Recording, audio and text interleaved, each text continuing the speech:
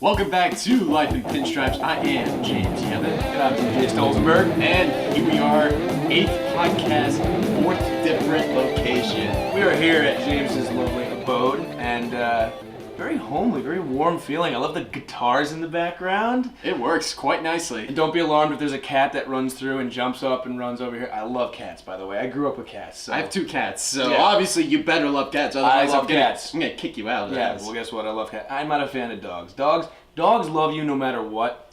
They're waiting for you when you come home. Cats can live their own life, and you gotta earn their love. You gotta earn their respect.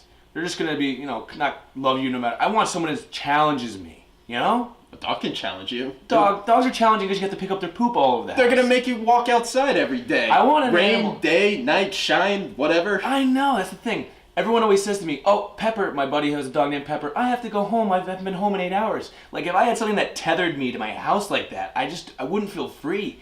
The cats, they poop in their own box. They can eat out of a bowl. They drink. They're okay. They're sentient beings that have, awareness, and they want you to love them for a little bit, and then, they're good. They'll be just fine. Dogs... They also sleep for 16 hours a day, too. Yeah, cats can, yeah, exactly. So a dog who is going to run around and just knock stuff over and just, I'll take cats any day. Of course, yes. So this is a PSA of us being cat lovers. But as I say, the house is lovely. It's very warm and cozy. And this leads us right into the fact that we are on our 4th location in 8 episodes. Yes, very... You know what else is going to be very warm and cozy? Oh, actually, I wish it's going to be cozy. The heat of March Madness. Woo, baby! March Madness. A time where you get happy, a time where you just want to rip your head off, and a time where your bracket is either going to make you the happiest person, or it's going to want you to put in the shredder. Yeah. So, speaking of March Madness, this is quite a year for some madness. Oh, yes. I don't know if anyone knows, but... I don't know what to think of any of the matchups. They made it so difficult this year. That's the point. I know, but a prime example would be the Florida-Michigan matchup right away. First off, you have Michigan going pretty far, right? Of course, this is the second time I picked Michigan winning it all, second time in 3 years. I had Michigan winning it all last year. They were hot. They were great. Remember? They drained that 3. They comeback winner. They lost in, I want to say, they were in the Final Four. They made it to the Final Four. But I lost because they didn't pull through. But hey, at least you did better than I did the year before that I picked Michigan. They were the number 2 seed, and they lost to the number 15 seed, and I'm like... Well, also, he had Virginia last year as well. Oh, yeah, so this is going to be another segment where if March Madness is going to make me the happiest kid, or he's going to make me so upset to the point that we're going to have the same reactions like we did last week. It was the first 16 seed to beat a 1 seed. University of Maryland, Baltimore County. Yeah, that's Love it. you. Yeah, that's it. You knew they were definitely raiding the city that day. Yeah, no, that was Baltimore alone is. Yeah, anyways, but I digress. Yes. The March Madness this year is full of some interesting things, but I want to give a shout out to the other side, the female March Madness. A girl named Roxy Berriman. This is the tip of the cap moment. Tip of the cap moment of the week. Actually. We're going to make this. It's going to be a new thing Tip now. of the cap moment of the week goes to Roxy Berriman of the Yale Bulldogs. She, if no one saw this, they were playing Harvard. Yale, Harvard, always great rivals. To get into the national tournament. Yep. 360 heave at the buzzer. Spin, shoot, game. Game over. Woo! I know that Yale was... Bulldogs. It was about right after half court too. It was, not a normal 3-pointer. This was a heave. Yeah, so. Was it? When you showed me that, actually today was the first time. I'm like, Really? What happened? Yeah. I'd never seen anything like that. First of all, she had like 2 to 3 defenders on her, so you didn't know how she was able to make a clear space for her to take a shot. The first defender came right, cut her off. She makes the spin move. She rides with the moment. She rides with the play. First defender comes to cut her off, so she spins.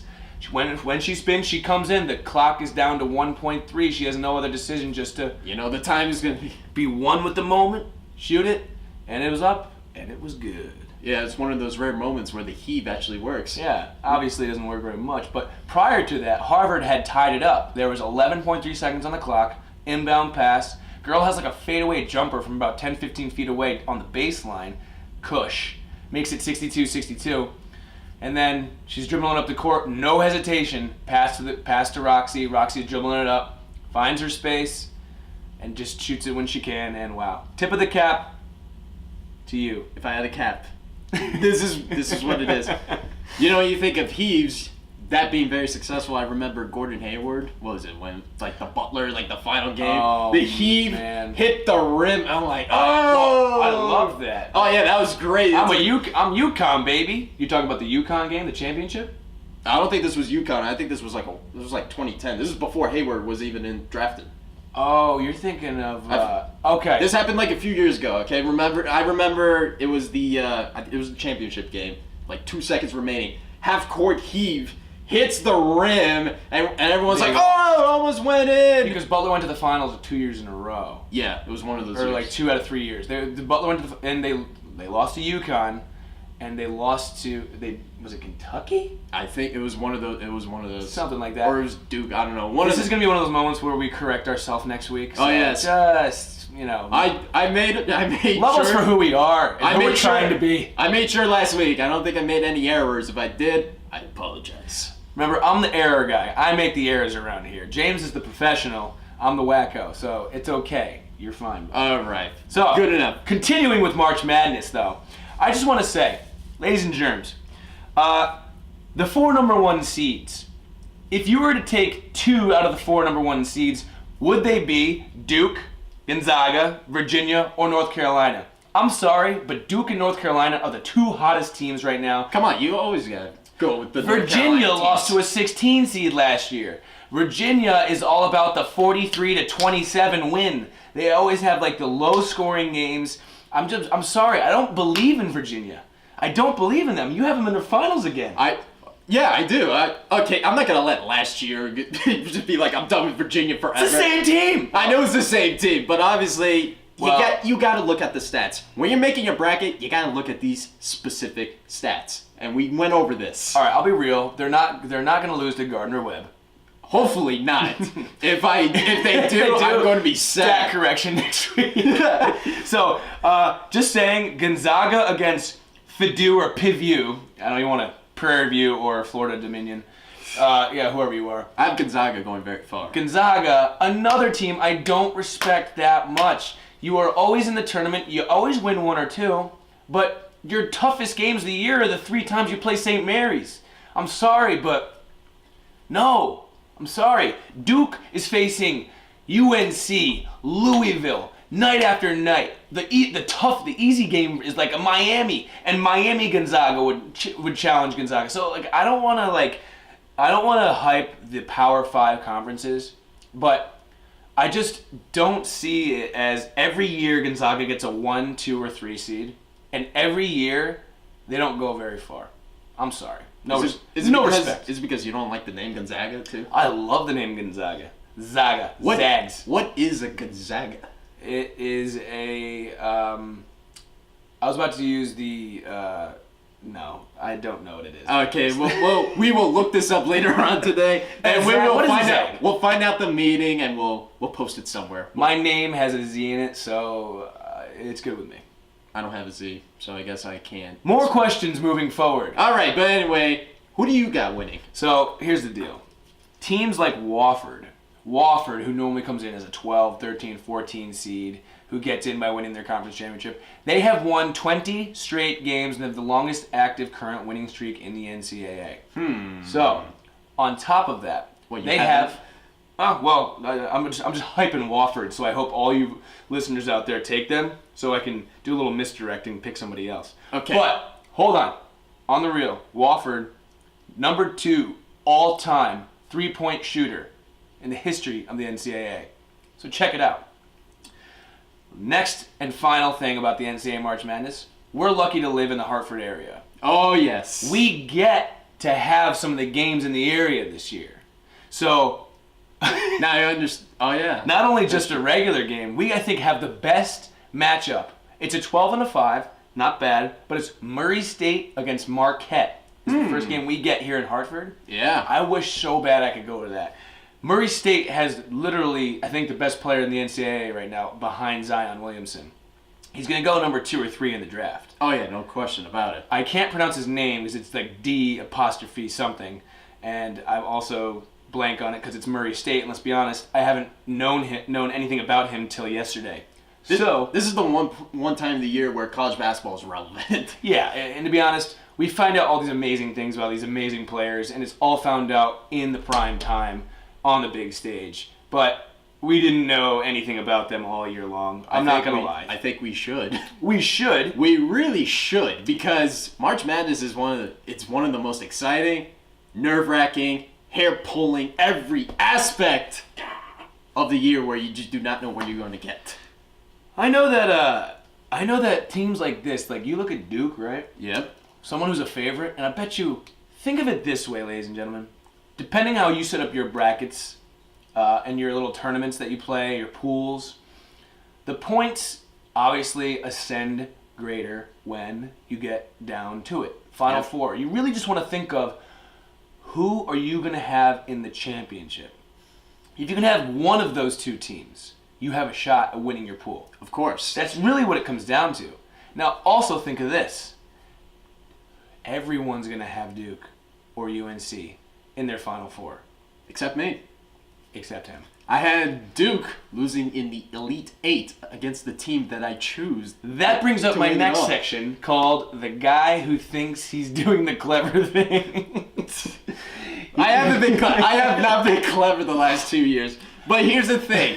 I was about to get into my point of when you look at March Madness, you got to look at how many points they score per game, how many points they give up to the other team per game, their last 12 games. Like if there's a team that has like a 12-0 in their last 12 games, you got to go with the team that has the momentum. Momentum, you're right. Which is why I chose Michigan State 2 years ago, and I chose Virginia, which is one of those rare times that I chose a number 1 seed that will win it all.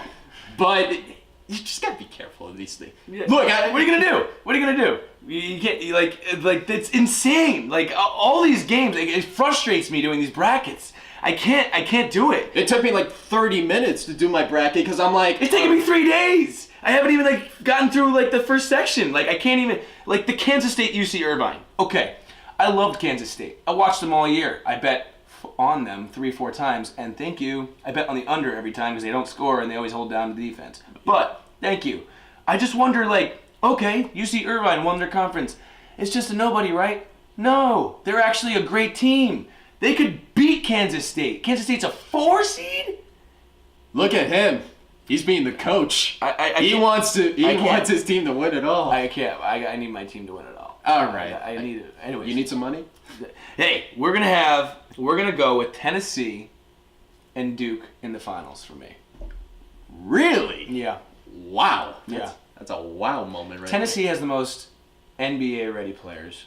They also have a former Texas coach. By the way, watch the NIT last night. Who gives a crap about that? Just saying, I do. No, I really don't. Okay, we're not even going to get into that. I didn't even know what you were talking about until you said that. March Madness, back to you. Just saying, he's right. The hot team, the team with momentum comes in, but that's the beauty of why we watch sports. The drama, the momentum. A plus B does not equal C in sports. Oh, you want to talk about drama? Oh, I can't wait to talk about this story. Are you gonna give it to me now? All right. Talk about drama. Everyone knows how much of a Brooklyn Nets fan that I am. Just get ready, because this is a doozy. Come on, it's a doozy. It's a tip of the cap to you. I told you this story. You were like, "Yeah, that was incredible." Okay, it is incredible. The Brooklyn Nets, suffering many years of struggle, 20 to 25 wins for the last 6 years. Actually, no, not 6 years. I was just being a little dramatic, but it feels like a long time. But they had one of the most incredible comebacks last night. And unfortunately, it had to be the game on the West Coast where I was sleeping. I remember I saw the notification on my ESPN. It said the Kings were up 103-78 versus the Nets. I'm like, no, this is over. Then I woke up at around 12:30, 12:45. Mm-hmm. Saw an Instagram post said D'Angelo Russell with ice in his veins. I'm like, did they win? And then I saw that the game was tied. So what happened is that they scored 25 points to come back to tie the game. Then I was able to catch the final 5 seconds of that game, which was absolutely incredible, by the way. 5 seconds, game tied, 121. Rondé Hollis-Jefferson with the ball drives in with literally the most ugliest layup possible to take the lead, and they kept it. And I'm like, I can't believe it. There was expletives, there was banging, there was a lot of things. I unplugged my phone by accident. I was just like, I couldn't believe what I was seeing. Listen, with passion like us, we love sports this much, I couldn't imagine if I loved a team like the Brooklyn Nets that much and suffered that long. This is where it matters. They have a pulse this year. And this is the type of storyline you want to see heading down the stretch. I'm just saying, tip of the cap. Not just for the Nets, but for lovely D'Angelo Russell. D'Angelo Russell scored 27 points in the fourth quarter. And a total of what, 44? 44 points in the game, which is a career high for him. And Laker fans, they're burying their hand in the sand. And by the way, the Nets can eliminate the Lakers from the playoffs on Friday. Oh my. So imagine if that happens, if D'Angelo Russell, out of all guys, beats the Lakers, his former team, and knocks them out of the playoffs. It's done. Good night. See you later, Lakers. D'Angelo Russell has the pulse on everything. He's in. He's tapped in. He is ready to go, and he wants revenge on his former team. Laker fans, you should be ashamed. You got rid of D'Angelo Russell to get Lonzo Ball. Oh my gosh. Oh man. But besides almost losing to the Kings, they've been absolutely brutal on this road trip. They lost to OKC, which was last week's podcast. After we turned it off, I realized they were losing. I'm like, then the Jazz they lost to. They lost the Clippers with the Lou Williams game-winning three-pointer at the buzzer. I'm like, So they have the Lakers, they have the Trailblazers, and then they head to the East Coast of Philadelphia before they come back home for the first time in like 3 weeks. Dude, they've had so many away games. I know. Well, that's what happens when you play on the West Coast. You got to try everything you can. The one thing I don't understand is the Clippers, Sacramento to the Lakers. I do not understand that at all. I guess it makes sense. You're in one stadium, go a couple streets down the road to Sacramento, and then, it's more than a couple streets, I know that. Sacramento and LA. It's about 6 hours. Oh. It's the same state. It is the same state, but California is huge. It's like this big, pretty much. We live in Connecticut, so I assume everything's within an hour and a half. So, or about 2 hours from New York and Boston. That makes a lot more sense, to be honest. Okay. Back to that. That's actually amazing. D'Angelo Russell, tip of the cap to you. But I will say this: where are they in the standings? Like, are they gonna make it? They are right now 7th in the Eastern Conference, 37 and 36. Who's 8th? The 8th is the Miami Heat. How far up? Like, how much of a window do they have? They're about 2 to 3 games back. Okay. But the thing is that, like I said, this is the road trip that's supposed to prove what kind of team they are. And the fact that they got their first win on this incredible comeback, this should definitely bring the momentum to them to face the Lakers, face Portland, and the 76ers. 2 out of those 3 teams being absolutely incredible, over 500. You just do not know where you're going to get. But the fact that they won yesterday after I thought they were done is even incredible. That stat alone, they were down 103. Ladies and gentlemen, start of the fourth quarter, you flip on an NBA game, and it's 103 to 78. I thought it was over. 103 to 78. I was upset. I thought it was over. I thought they were going to go 0-4. I'm like, it's done. How does this happen? And then next thing you know, I saw it was 121. I'm like, they tied it? I got to see this final. That's unreal, dude. That is unreal. D'Angelo Russell, way to light it up, man. I think mad respect. I also got to give the tip of the cap to the Yes Network and Ryan Rucco for those awesome calls he had. Like, I felt the emotion. Oh, yeah? I felt it. Oh, I love that. That's why I wanted to be a play-by-play announcer, because I want the people to hear the way how I feel watching a game. Because think about it. It's not often you're going to see a 25-point comeback in the fourth quarter. You're absolutely right, man. It's in every. That's a beautiful topic. Let's cover that for a sec. All right. When people are watching just any game, middle of the week, any sport, these announcers' jobs, play-by-play guy, is not easy as it looks, by the way. No. Like, if we were a team, I'd be the caller, you'd be the play-by-play, right? Oh yeah, absolutely. So it's like your job though. You're the pulse. You're the vein of the moment happening. You're calling it as it's happening. You have to like register it first of all. Know who the heck is doing Yeah, you it. gotta know the roster. You know the roster. I made those mistakes before. What was it? I looked at the names. I'm like, who's this?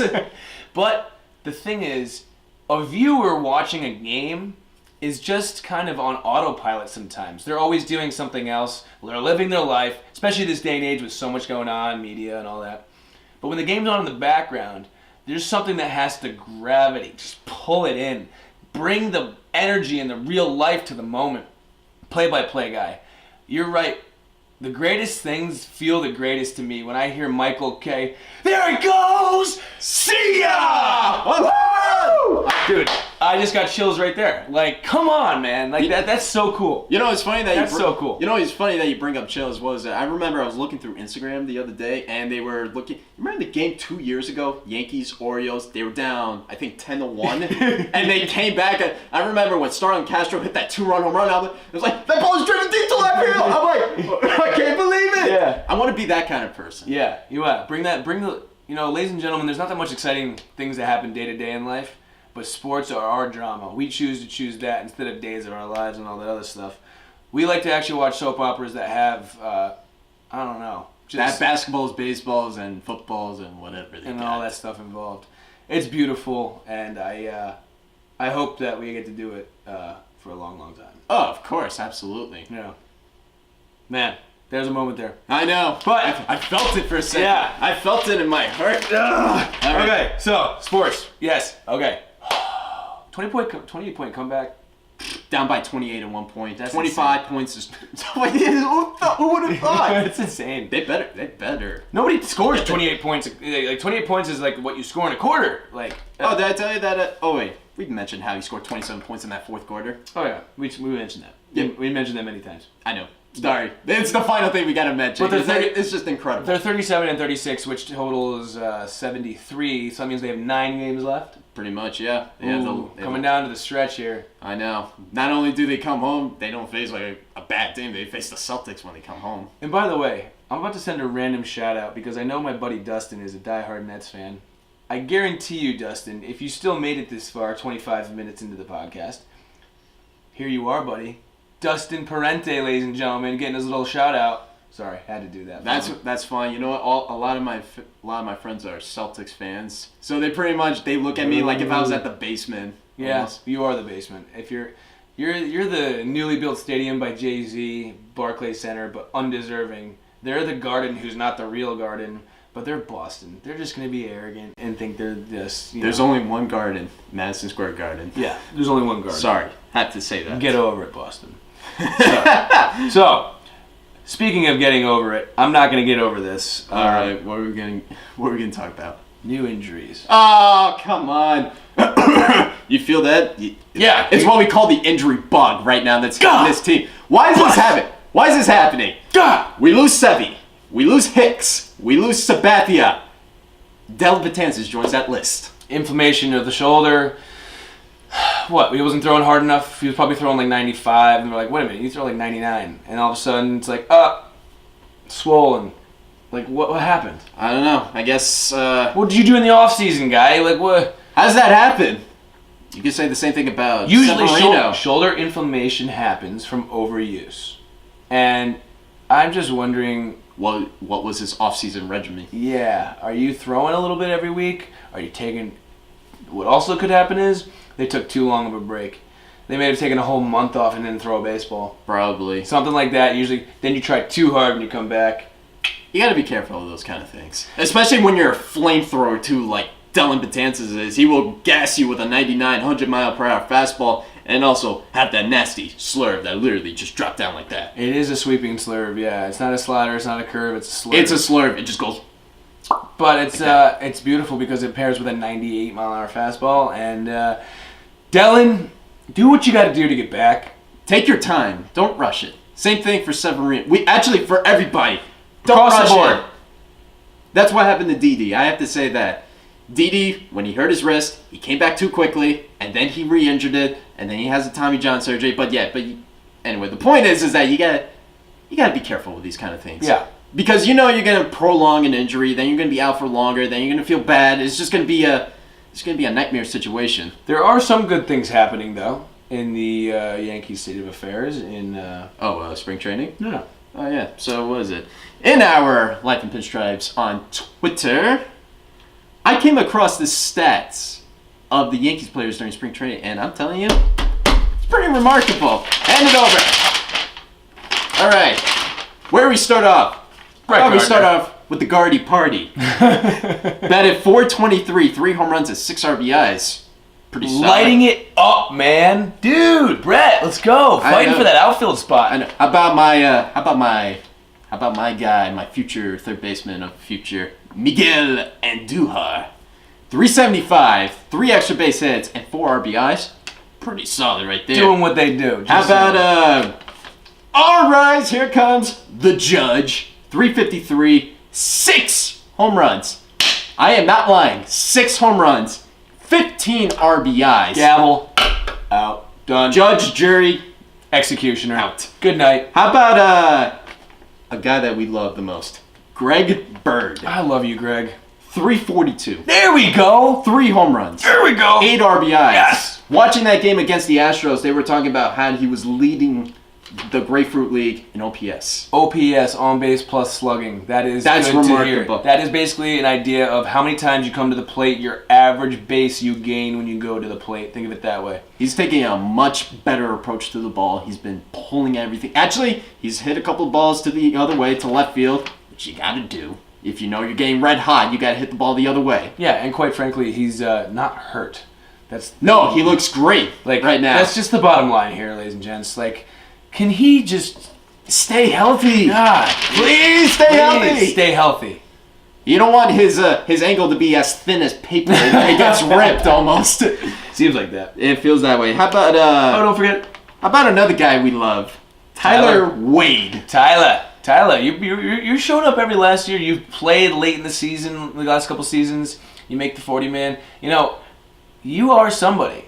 He's the super utility player. Not only does he play the infield, he also played center field today. Yeah. He batted .333 with 8 extra base hits. Dang, he's good. He's ready to go, man. He's the lefty bat. He's not going to hit the ball out of the ballpark, but he's going to give you some consistent at bats. If I recall, he's an extreme pull hitter, right? Yes, he does. So, he pulls the ball everywhere. Yeah, so he's a lefty, right? Yes, he is. And if I do recall, Yankee Stadium has a short porch in right? 314 down the right field line. Yeah. So Tyler Wade, keep it up, bud. It's your time to shine. Giancarlo Stanton. Yeah, good to see him still, cruising in the mix a little bit. 314. 314.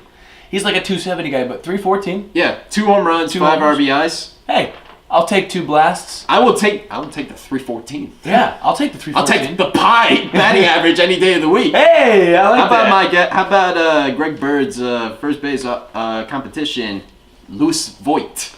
294, 4 home runs, 11 RBIs. Luke, you have 4 homers and 11 RBIs.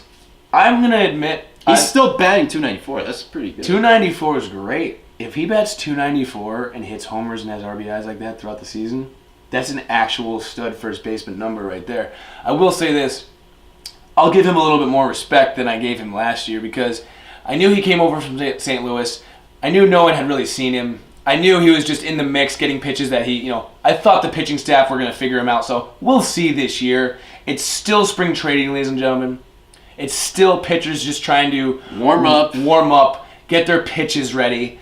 They're not actually trying to fool people right now. Nope. Of throwing fastballs in and changeups blown away. They're literally going to throw multiple pitches in a row just to get their functions and mechanics down right. Of course. So I get it. We're not going to take these numbers too crazy. But it's something to look at, though. It's something to look at. It's something to say, Voigt, you still have a pulse in the league. You hit 4 homers, man. Hey, not only is he hitting 4 home runs, he hit 4 absolute moonshots, too. I'm sure. That little Sammy Sosa hop he has, I love that, yeah, by the way. I love that so much. He's like, I got all of it! All right. I do love that. On the bottom of the list, this is still the bottom, by the way. Yeah, unfortunately, the bottom. Glaber, 263, 5 extra base hits. And Tulo, only 3 homers. He batted like 241, 7 RBIs. But still, though. I'll take it, man. First of all, Tulo hasn't really played consistently over the last couple of seasons. He missed all of last year. What is going on with Tulo? He's been an injury bug from the start ever since he got traded from Colorado to Toronto. When he was in Colorado, he was a force. Yes, he was. I remember one September he had a few years ago when he hit like 15 home runs, I think, somewhere around there. And I just wonder because, him wearing number 2, being a Derek Jeter fan growing up while being a Yankee fan, this is his moment right here. And this is definitely a moment for him to shine. I don't want him to be pressure-filled. And it was great to see his first at-bat. Yes, that was great. Goes Yahtzee down the line, right field. Love seeing him hit it down to right field, by the way. Every right-hand hitter needs to pull the ball to, or not pull. Opposite. Hit the opposite way. Go Oppo, as he says. Oppo Taco, baby. But I digress. Tulo. No, it's not really digress. That's not a digress moment. No. It's just, I'm a little upset. I'm a little worried about Tulo. Yeah, I've always been worried about Tulo. When we first got him, I'm like, I like it.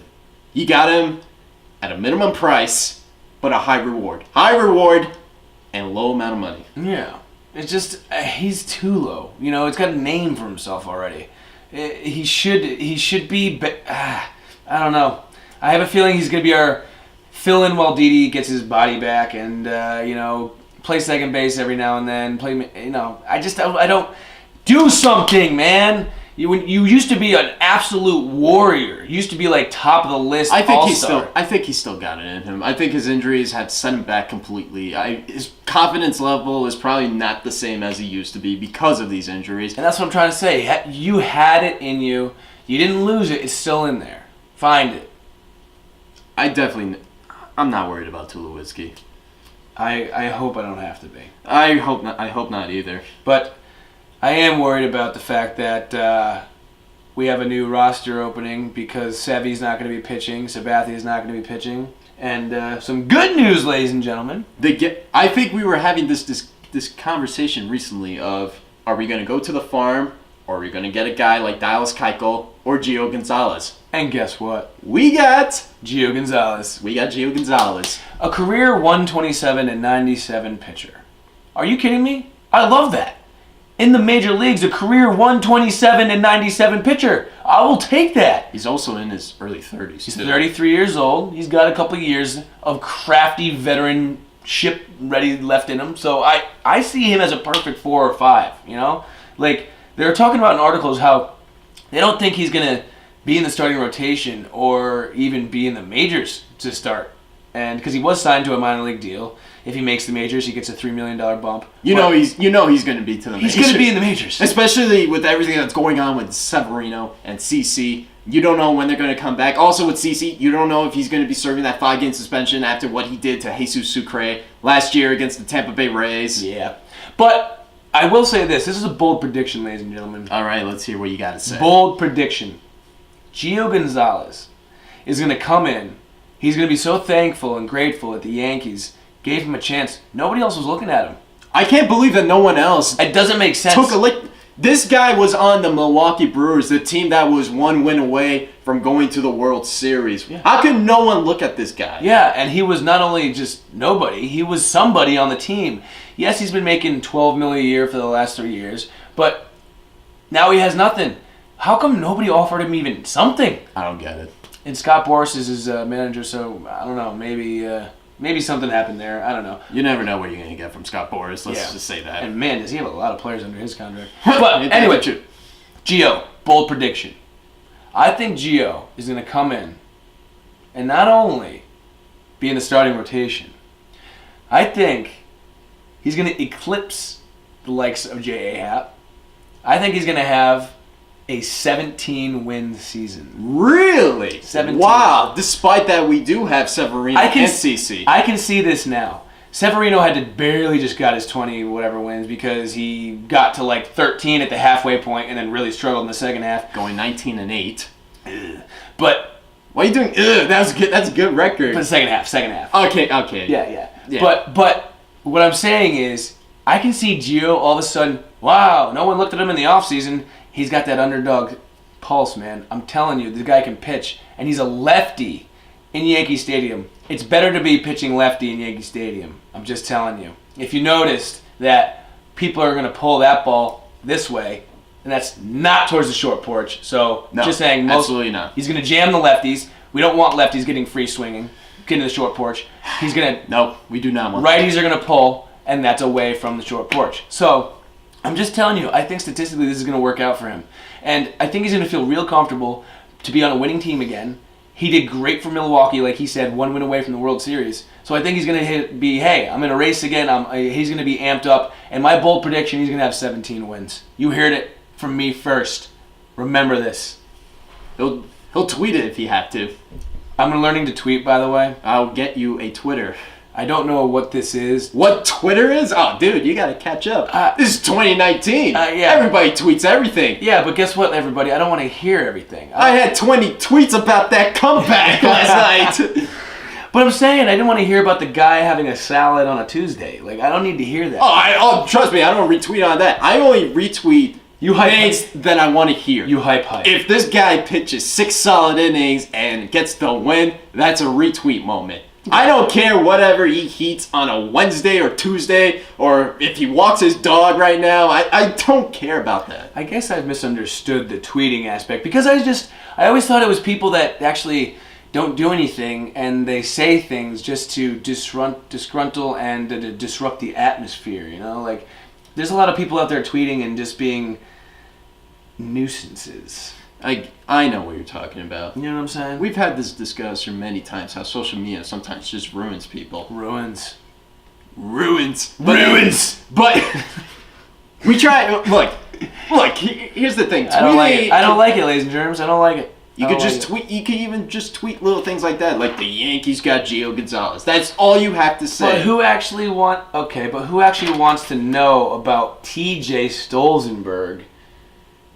I'm a somebody, by the way. You are somebody. You're a co-host. But I'm texting about this. You're a co-host of a great podcast, and you're also one of our favorite people of this podcast. That's what we say on our brand new Instagram, by the way. It's called Life in Pinstripes. All right. Well, I guess I'm learning the tundra of social media.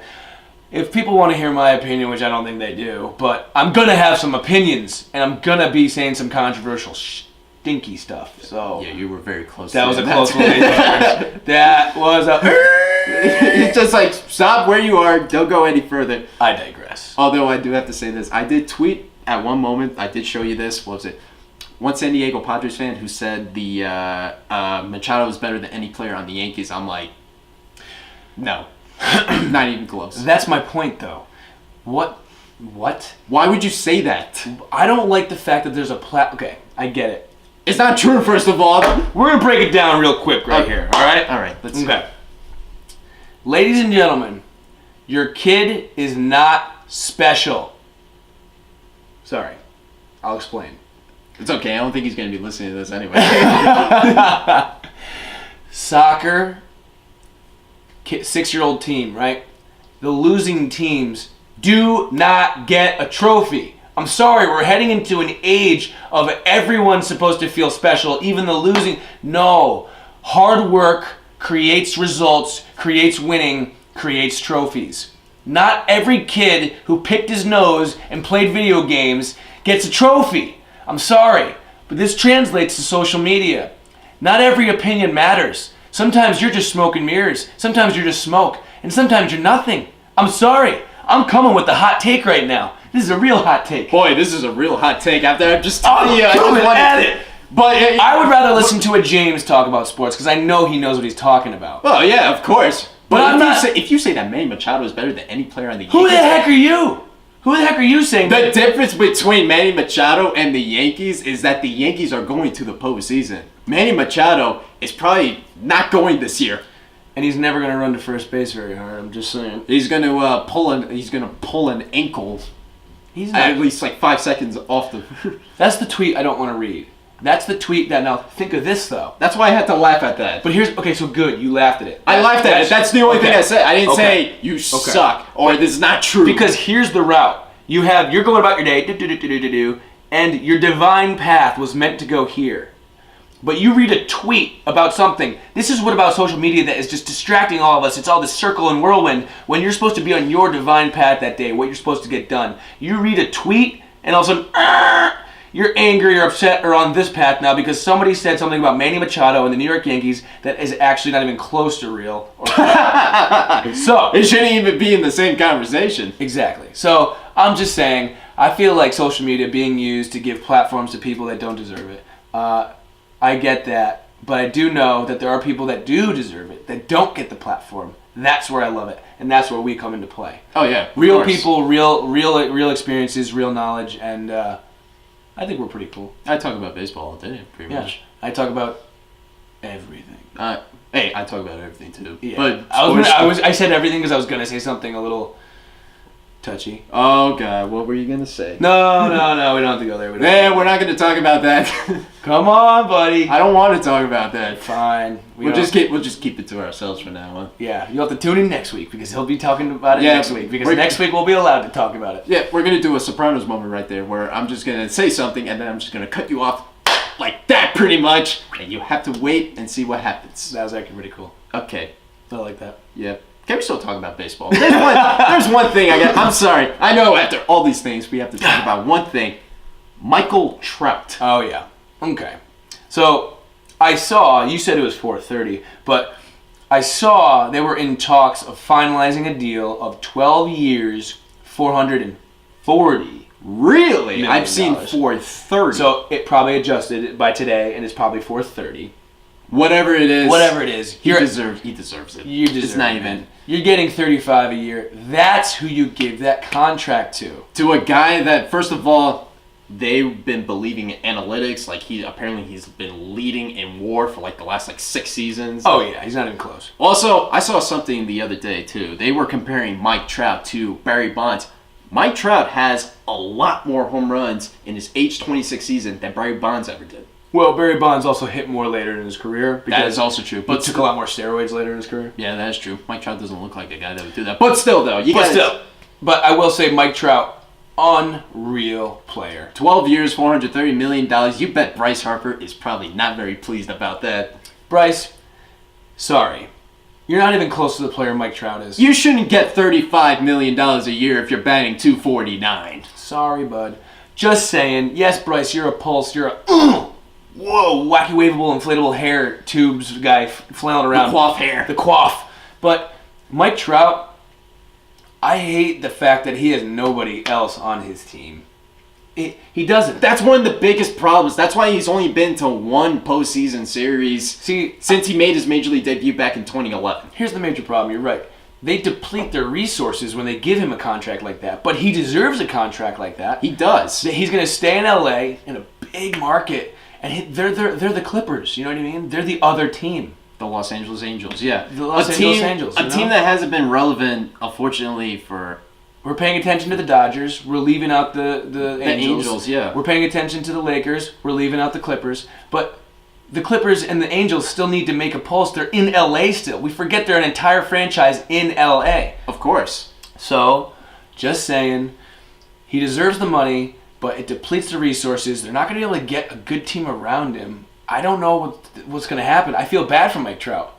I feel bad. He's never had any kind of support. Even in that same year when he made it to the postseason, unfortunately, they got swept by the Kansas City Royals.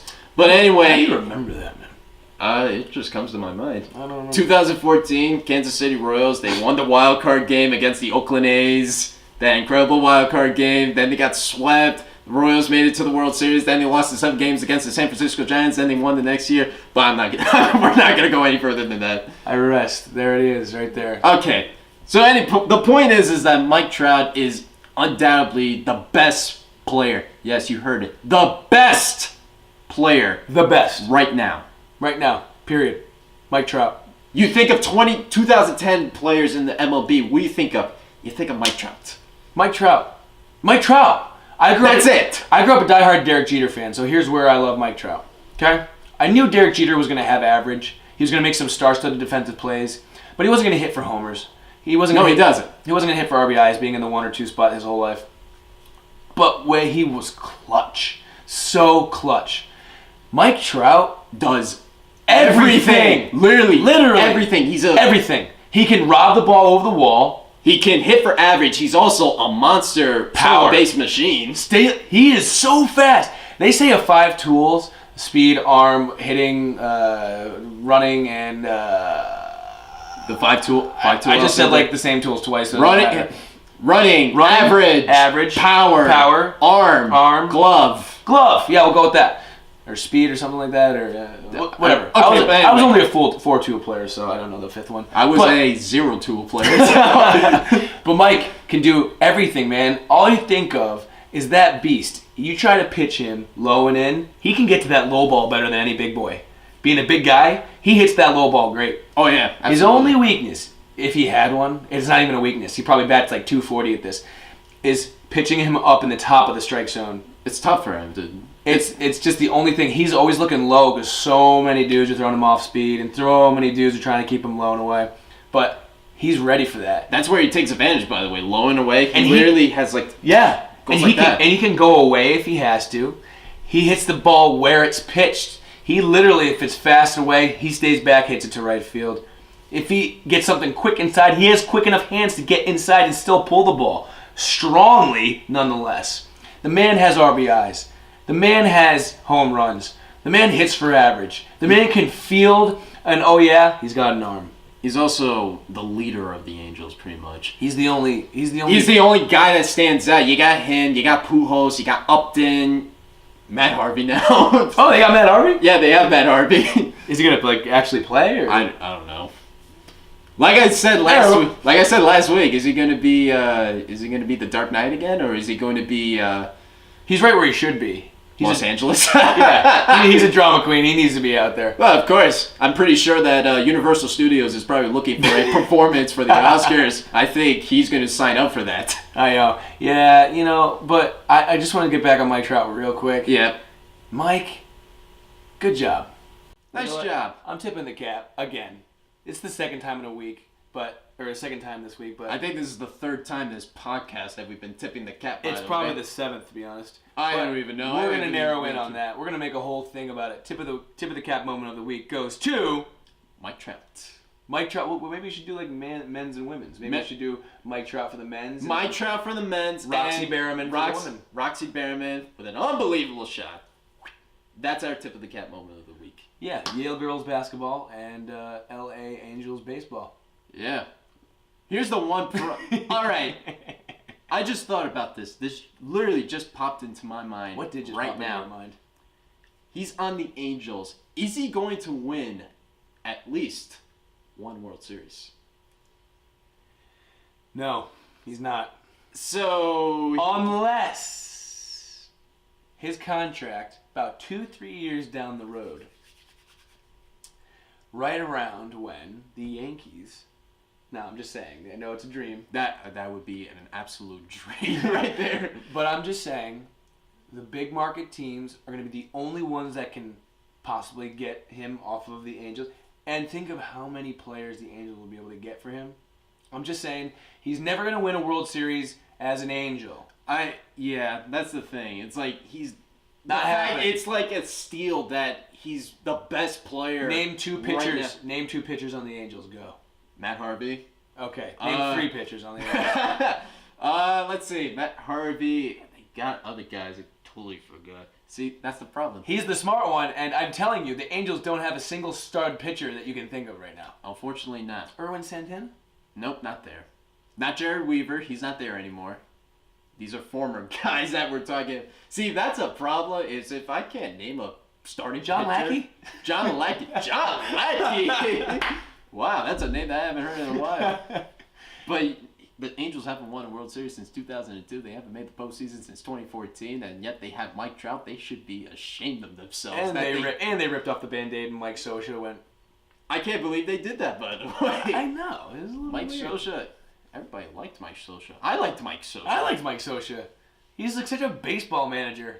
Well, yeah, he used to play for the Crosstown Dodgers back in the 80s. How do you know that? I watch a lot of baseball, obviously. I'm just impressed. I know. But you want to talk about more of my stat? He couldn't name an Angels pitcher, so that's why they're not going to win the World Series. I only named one Angels pitcher. And it was the guy that is exciting and in the drama news and is not going to help them get to the World Series. Sorry. No, unless if he wins 26 games and he has an ERA of like 1.2. I should probably bring this up. I hit a double off of Matt Harvey. Hey! I just want to say, ladies and germs, real quick story. It was actually a preseason game when I was in high school. High school. This isn't even AAU. High school. Oh yeah, because Matt went to Fitch. It's in Norwich. It's in like the Norwich area. There's NFA, Norwich Free Academy. Yeah, because he's from New London, so he's a Connecticut native. So he went to Fitch, and we faced Fitch in a little round robin tournament with 3 or 4 teams, and he threw gas. But what people forget is he holds the Connecticut state record for batting average. What? The man Really? The man could hit. He literally still in class L, not double L, L, larger school. He has the batting record. I don't think he has home runs because somebody right here had the RBI record for only 2 years. But I held it for 2 years. Hey, you still hold it 39 for 2 years RBIs in 23 games. That's- I repeat, I had 39 RBIs in 23 games. That's not even a month in, if you think about it. That's like, if you had 39 RBIs in the big leagues in 23 games, Yeah. you would definitely be considered an MVP. I really want to look up that article and read it out loud and just toot my own horn right now, but I'm not gonna. We can tweet about it. Yeah, we'll tweet I will tweet this information once he gives it to me. Head of the article is titled "Red Hot Stolzenberg leads the undefeated Falcons to start the year." Woo! Also, we also have a Facebook page too. It's also called Life in Pinstripes. It's just a bunch of guys, just us doing this. Why don't we just relive our glory days, and I'll put my my articles about me when I was growing up, put them out there, and pretend I have any credibility talking right now. Yeah, I also look at my credibility too, of baseball player, which is none. Which is Knowledge is different, my friend. unless you want to consider me getting hit in the face by a baseball, that's my credibility right there. Well, guess what? You saw it. You saw the pitch all the way. That was a bad joke. That was really bad. But you're the brains, man. Come on, give yourself some respect there. Brains in the power. I'm not even the brawn. I'm just the wacky guy. Oh, I had a conversation the other day with one of my coworkers at work, and he told me that I couldn't name a lot of the players of the 09 World Series team. I named pretty much all of them. Oh, please. Even I could probably do that. That's the Nick Swisher days. Nick Swisher, Johnny Damon, Hideki Matsui, Mark Teixeira, Robinson Cano, Derek Jeter, A-Rod, CeCe, Burnett, Pettit, Sergio Mitre, Posada, Molina, Rivera, Chad Godin, just to name a few of those guys. I want you to keep going, man. That was awesome. Oh, I probably could keep going. Gardy, he's still there. Dang, he's been on the team for a while. Gardy, David Robertson, Sergio Mitre. I don't know if I mentioned him already. He did. I remember we had Mark Melancon for a little bit. No, we didn't have Bobby Abreu. Never mind. He was gone. He was long gone. Anyways, you did good, man. That was pretty impressive to do on the spot, on air. Of course. I think a lot of people need to know my my Yankee knowledge. Yeah, he knows what he's talking about. But remember when Brett Gardner first came up? Do you remember when? Yeah, of course I remember. Do you remember that? And he was just like that shaved head guy. I'm like, oh man, I love this guy. I love fighting him. The small little guy. Small little crafty speedster. Runs like a gazelle. Yeah. Obviously, you knew he wasn't going to hit the ball out of the ballpark. But a guy that was definitely reliable. Yeah. But guess what? He hit 3 home runs in the postseason. I just want to see something. Oh, yeah. 3 home runs and 6 RBIs, batting .423. Players like Stanton only hitting 2 home runs. I just want to say, Gardner has more home runs than Standard right now. Gardy. It's really just one pitch. I know. If you throw him a changeup, he's going to pull it. He's going to crush it. He's going to hit it a long way. If he guessed off speed and got that changeup, or fastball, missed location right over the plate. You know he's going to hit. You know he's going to hit it towards the subway. He's got that quick little pew, and it'll go in the short porch. But Gardy, man, you named a lot of players just then. He's probably going to be the starting center fielder for this team. Yeah, what are we looking at here for a starting center field? Because it's definitely going to be Gardner, and I think Judge and right. Gardner in center. Gardner filling in the Hicks spot. I think it should be Stanton in left, so that way you put Voit and Bird on the same roster on opening day when we face the Baltimore Orioles and we kill them 20-5, hopefully. Oh, by the way, we're going to Game 3. Yes! Woo-woo! March 31st, we're going to go to Game 3. We are going to be just yelling if you hear the voices. We should do the podcast from the stadium. I wish we could do that. We might bring the camera and film some stuff. Yeah, we might film some stuff. We might just post it, see if our experience. The only problem is that I don't. Well, maybe Yankee Stadium does have Wi-Fi. I bet you they do. Yeah, Or there's a room that does. Oh yeah, definitely. In the clubhouse area, or not the clubhouse, the steakhouse area. there's a place to eat that you can set up your laptop, do Wi-Fi. It's like, oh yeah, I'm just gonna casually come to the Yankee game and do my work here. Just think about it. Just think about it if we were, because we got seats in the Bleacher Creatures. Now, obviously, I've been wanting to be part of the Bleacher Creatures for the longest time. Imagine if we brought our microphone and we're just gonna be like, oh, look at these people right now. Just gonna be like, ah. I'm defending you from his screams right now. Oh yeah. Just saying. But I will say we should do that. You should teach me how to do post media stuff on there and do all that. Obviously, that's the biggest thing. Since we got an Instagram, we have a Facebook page. Live and Pinstripes. We do have a Live and Pinstripes. I am not going to stress this enough, by the way. We like you guys. Yeah, we like you. And we appreciate you guys listening to us. We want to get better, though. Yeah, we want to get better. We want to know what you want. So contact us on either our Twitter or Facebook. I have my own personal Twitter. It's JYevon21. And once again, our Life in Pinstripes is at Yevon Nation. The only reason why is because I did a podcast called On Deck with Yevon Nation before we did this. How dare you? Well, this was... You cheated on me. Well, this was when I was alone. Don't be that way.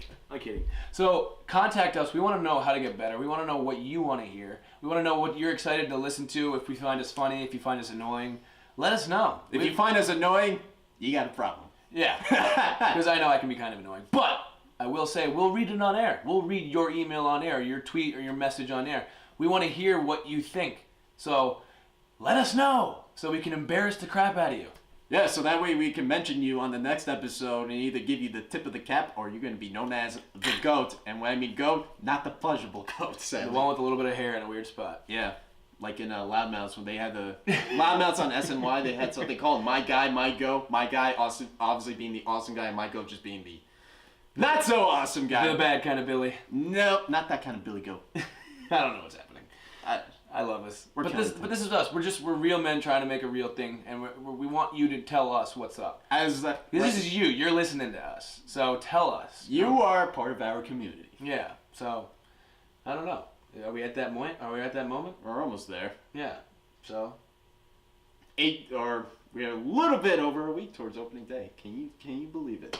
1 week. We just had on TV, by the way, the Mariners and the Oakland A's first game in Japan, opening series.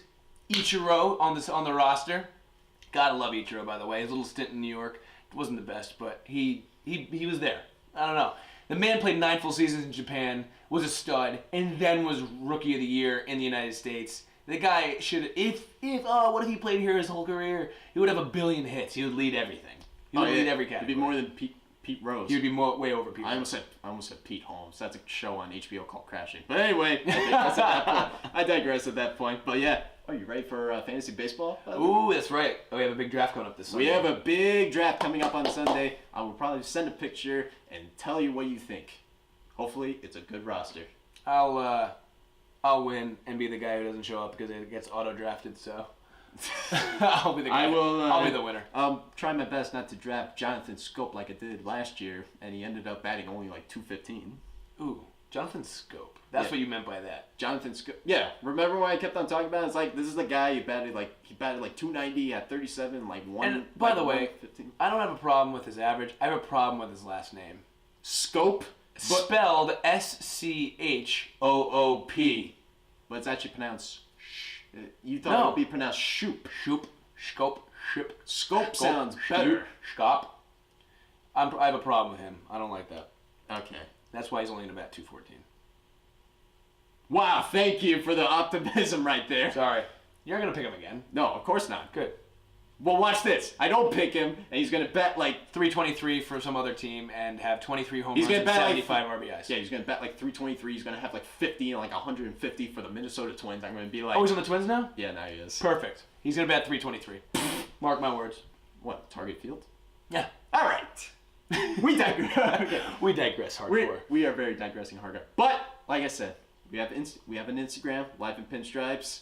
We have a Twitter, Life in Pinstripes, at Yevon Nation. My personal Twitter is at JYevon21. We're still going to work on his Twitter. I'll make one. I will do it. I know you guys are waiting. And I'm going to film it. I will post it on Instagram if I have to, of him working on Twitter, things like that. We also have a Life in Pinstripes Instagram page and also our YouTube account. James Yevon, that is my YouTube account. I'm just saying, I'll make it, I'll do it. I know you guys are waiting on hands and toes and feet and nails and knees or whatever you guys are waiting on for my every word. So don't worry, ladies and germs. It's coming. Once again, I am James Young. And I'm TJ Stolzenberg. Thank you for joining us. We will see you next week. Rock and or roll. Woo! That's the way to do it.